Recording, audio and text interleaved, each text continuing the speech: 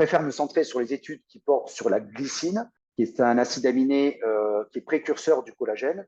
Donc là, je teste de la glycine, 12 grammes par jour, matin et soir, enfin 6 grammes, 6 grammes. Voilà, il y a plein d'impacts sur la mélatonine, le sommeil, etc. Donc intéressant. Je suis en train de tester aussi l'association de la N-acétylcystéine, qui est un précurseur du glutathion. Le glutathion, c'est notre antioxydant le plus puissant de notre corps. Donc, on parle du révastrérol, mais là aussi, il y a des polémiques sur le révastrérol aujourd'hui.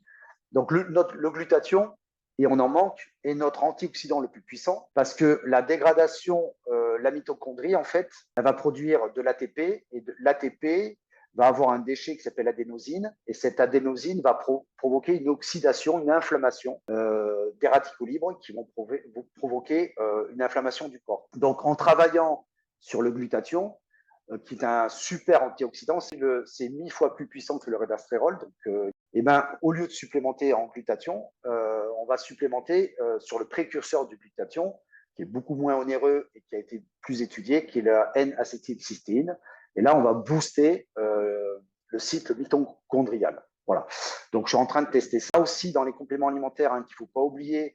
Si vous êtes, si c'est les oméga 3, tout le monde en a entendu parler. Les oméga 3, vous les avez sur des huiles de lin, vous les avez dans différentes huiles, mais également sur les petits poissons gras, maquereaux, haddock, sardines, harengs, des choses comme ça.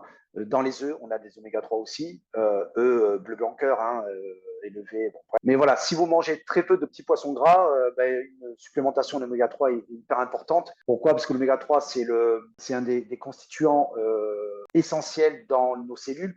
Bref, donc il y a des relations aujourd'hui entre l'impact des oméga 3 sur des maladies neurodégénératives comme Alzheimer ou Parkinson.